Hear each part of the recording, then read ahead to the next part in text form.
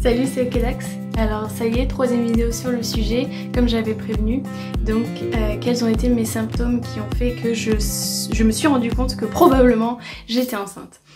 Et petit disclaimer, oui je suis enceinte. Et oui je sais que c'est encore très tôt parce que je viens d'avoir la nouvelle, je viens d'avoir fait le test. Et d'ailleurs il y a 2 semaines, au moment où justement j'étais enceinte et je ne le savais pas encore, j'ai vu la vidéo de Golden Wendy qui racontait son histoire de fausse couche très tôt, entre le moment où elle a su qu'elle était enceinte et le moment où elle a eu sa fausse couche. Elle avait déjà... les médecins lui avaient déjà dit c'est bon vous êtes enceinte, génial, ça y est on commence la procédure, et puis finalement ça s'est arrêté très tôt et ça m'a fait beaucoup de mal pour elle, et puis de me dire que moi ça y est je vais aussi rentrer dans ce processus et que peut-être ça va m'arriver. Et ça apparemment comme j'ai vu dans les commentaires c'est arrivé à énormément de gens, de femmes, donc je suis super contente, mais je garde les pieds sur terre et je me dis j'attends, on va voir ce qui se passe.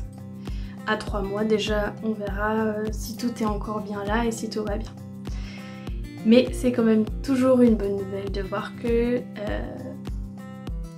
les choses démarrent quand même. Faut garder espoir, même si les choses peuvent mal tourner, faut toujours garder espoir à mon avis.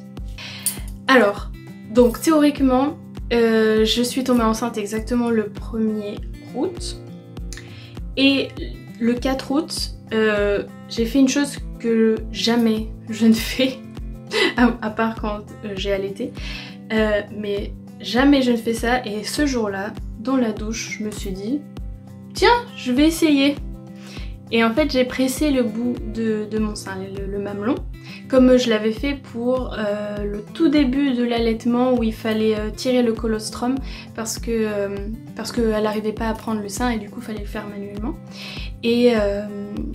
Et aussi je me souviens que pendant mon ancienne grossesse, c'est vrai que si je touchais un peu les seins, il y avait des écoulements mammaires en fait. Et là, je l'ai fait, je sais pas pourquoi je l'ai fait d'ailleurs, et je l'ai fait pour tester, et il y a eu un écoulement mammaire, un tout petit peu de blanc, et je me suis dit oula, est-ce que c'est normal? Parce que du coup aussi je savais pas que j'étais enceinte, donc je me suis dit aussi, je suis ce genre de personne tout de suite doctissimo ou ce genre, est-ce que c'est normal d'avoir des écoulements mammaires alors que je suis pas enceinte, hors grossesse par exemple? Et bon apparemment il y a des cas où ça arrive. Donc je me suis dit bon oui c'est peut-être, enfin c'est bizarre mais c'est peut-être pas ça, je sais pas. Et puis ensuite on est parti en vacances et j'ai réalisé, enfin on était en Espagne, il faisait 30 degrés, j'avais très chaud et pendant la journée je dormais énormément. Et le soir par contre ça allait beaucoup mieux, donc je me suis dit bon c'est bizarre que je sois aussi fatiguée, je suis pas du genre à faire des siestes etc. Mais là j'étais quand même bien crevée quoi, mais je me suis dit c'est la chaleur. J'ai pas l'habitude de la chaleur par ici en Angleterre, donc je me suis dit c'est vraiment ça. Mais par contre le soir j'étais bien, donc je me suis vraiment dit que c'était la chaleur. Et donc j'ai écouté cette fameuse vidéo de Wendy, Golden Wendy à ce moment-là d'ailleurs, et qui m'a vraiment fait beaucoup de peine bien évidemment. Et j'ai eu beaucoup d'empathie pour ce qu'elle a vécu, et je pense que si ça m'arrivait, ou si ça m'arrive, je le vivrais exactement de la même manière. Se projeter comme ça, je suis vraiment dans ce genre de... Je suis vraiment ce genre de personne qui se projette tout de suite, qui imagine plan A, plan B, plan C, voilà, à l'avance. Et donc quand ça arrive pas comme on l'avait imaginé, forcément ça reste ça reste quoi. Mais voilà, je préfère... faut le risquer de toute manière, c'est comme tout dans la vie, il faut quand même prendre le risque. On sait que tout peut s'arrêter à n'importe quel moment, donc faut avoir ça en tête, mais pas de s'angoisser à l'avance sur quelque chose qui n'est pas encore arrivé. Ça c'est sûr.